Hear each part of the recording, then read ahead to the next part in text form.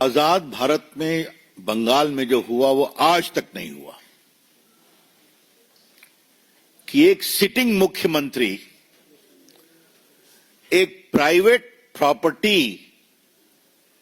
में घुसकर जहां मनी लॉन्ड्रिंग की कार्रवाई चल रही है ईडी के द्वारा वहां चली जाए, ईडी के लोगों को धमकाए और पेपर स्नैच कर कर वॉकआउट कर जाए। आज देश के प्रमुख अखबारों में फोटो छपी है, वो वॉकआउट कर रही हैं पेपर लेकर। ये मामला क्या है कि कोल स्कैम को लेकर, कोल की स्मगलिंग और हवाला ट्रांजैक्शन को लेकर ईडी कार्रवाई कर रही है। उसमें कई जगह रेड वगैरह हुई और जो मिस्टर जैन हैं उसके कंसल्टेंसी फर्म के बारे में यह शिकायत आई कि करोड़ों रुपए का ट्रांजैक्शन यहां से हुआ है। ये बात हम नहीं कह रहे हैं, ईडी ने अपने ऑफिशियल स्टेटमेंट में कहा है जो उनके वेबसाइट पर है, उसकी कॉपी हमारे पास है, उन्होंने पूरा लिंकेज बताया है। ऐसे में वो काम करने गए थे और आपको मालूम है बंगाल कोल स्मगलिंग का एक बहुत बड़ा हॉट स्पॉट बना है। रूलिंग पार्टी के बहुत लोग का इन्वॉल्वमेंट है, उसकी चर्चा कई बार हुई है, हम लोगों ने भी किया है। यहां पर स्पेसिफिक केस था और मैं फिर रिपीट करूंगा, ये रेड न ममता जी के घर पर थी, न उनके ऑफिस में थी, न टीएमसी के दफ्तर में थी, न टीएमसी के किसी नेता, विधायक, एमपी या ऑफिस बेरर के घर पे थी। ये रेड थी एक प्राइवेट कंसल्टेंसी फर्म जिसके यहां करोड़ों रुपए के मनी लॉन्ड्रिंग की शिकायत आई थी कोल स्कैम में, उसको फैसिलिटेट करने के। और ये मैं फिर कह रहा हूं, ये मैं नहीं कह रहा हूं, ये बाकायदे उनके स्टेटमेंट में है जो उनके वेबसाइट पर है। आपको वो कॉपी हम दे देंगे प्रेस के बाद।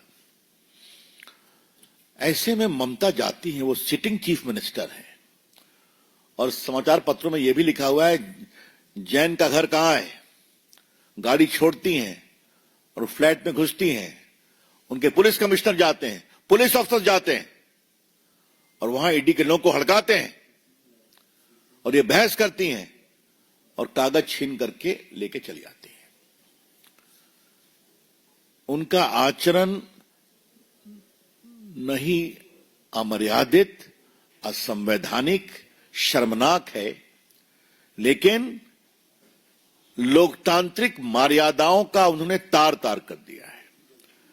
The entire action of the chief minister is not only unethical, irresponsible, unconstitutional, but she has put the entire democratic process and governance to shame. मुझे याद आता है कि आज वो मामला भी है, आपको मालूम है कि लालू प्रसाद के खिलाफ दिल्ली कोर्ट ने चार्ज फ्रेम कर दिया वो लैंड फॉर जॉब स्कैम में और कहा है कि वो सिंडिकेट चला रहे हैं। जब चारा घोटाले की लड़ाई हम लोग बिहार में लड़ रहे थे, स्वर्गीय सुशील मोदी और हम, बड़ी लड़ाई थी, रेड हुई थी, लालू जी गिरफ्तार हुए थे, लेकिन एक बात मैं कहूंगा, कभी लालू जी या राबड़ी जी ने सीबीआई के दफ्तर में रेड करने की नहीं सोची थी। बात को समझिए जो मैं कहना चाह रहा हूं। तो ये तो कमाल हो गया ना। ममता जी आपको घबराहट क्यों है? The BJP would like to ask Madam Mamta ji, what is your linkage with that consultancy firm? आपको इतनी घबराहट हो गई? वो तो कंसल्टेंसी फर्म कई का काम करती है। लेकिन अगर घोटालों की जांच हो रही है, कोल स्कैम की जांच हो रही है, तो आपको इतनी परेशानी क्यों है, यह हमें बात समझ में नहीं आती। एक शब्द मैं कहूंगा, there is a lot of suspicious circumstances surrounding.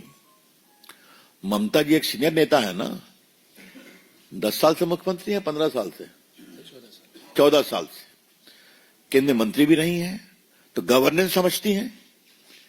ये क्या है?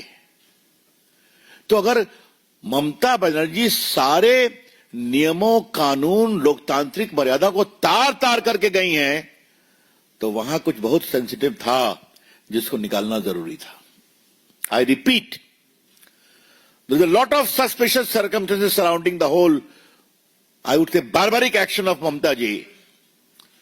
She is CM for 14 years, has been a central minister, knows the norms of governance, and if she goes and raids a particular house where official raid of the ED is going on in case of coal scam and snatches the file and comes out, that means she was trying to rescue something sensitive implicating her and her party. और क्या कहा जाए? इसका inference और क्या हो सकता है?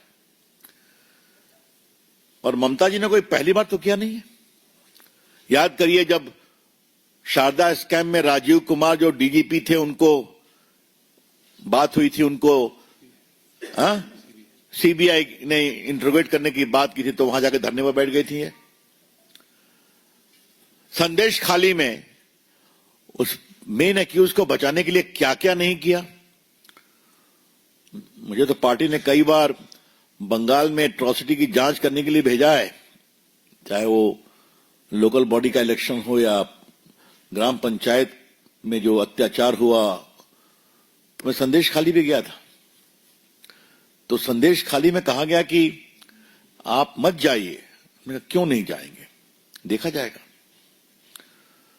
तो बाद में मेरी जो अपनी सिक्योरिटी थी, सीआरपीएफ, वो थी, और फिर महिलाएं आई। बाकी लोगों को कोर्ट से परमिशन लेना पड़ता है, हमारे साथ कई एमपीज गए थे। ये क्या हो रहा है?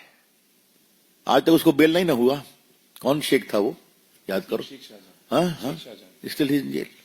तो उसको बचाने की कोशिश, पुलिस अफसर को बचाने की कोशिश, और आज रेड करना। ये जो ममता जी का पूरा इतिहास है, ये बहुत ही दुर्भाग्यपूर्ण है।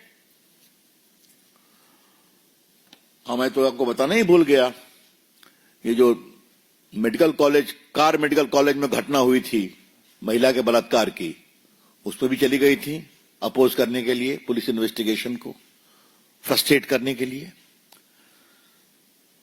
तो क्या मतलब है? ममता जी ने कॉन्ट्रैक्ट लिया हुआ है क्या कि बंगाल में कोई भी फेयर पुलिस इन्वेस्टिगेशन नहीं होने देंगी, बंगाल के करप्शन में कोई भी सीबीआई या ईडी का इन्वेस्टिगेशन नहीं होने देंगी, क्योंकि हर जगह उनके सिस्टम के पांव हैं। और मैं क्या कहूंगा, everywhere there is a footprint of Mamata जी's ecosystem implicating all of them, therefore there is a scare।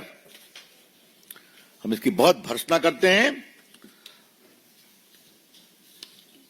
आज हमारे पास ये पूरा लिस्ट है, संदेश खाली, उसके बाद कैटल स्मगलिंग, अनुव्रत मंडल, दूरे ration scheme, बोगटुल massacre, Hanskhali rape case, Alapan Bandyopadhyay case, Narada scam, ये सारा हमारे पास पड़ा हुआ है।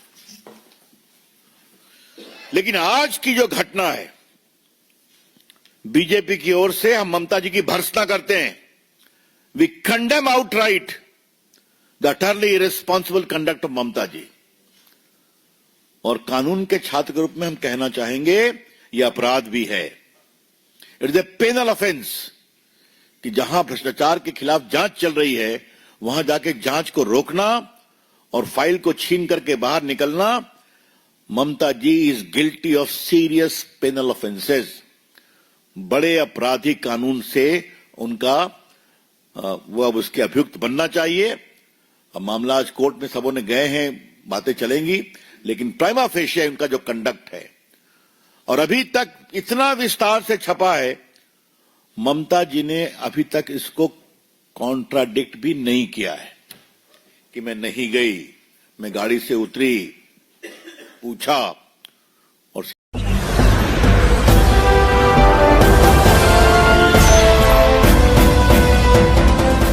आप देख रहे हैं लाइव न्यूज 9 99 राष्ट्र सबसे पहले।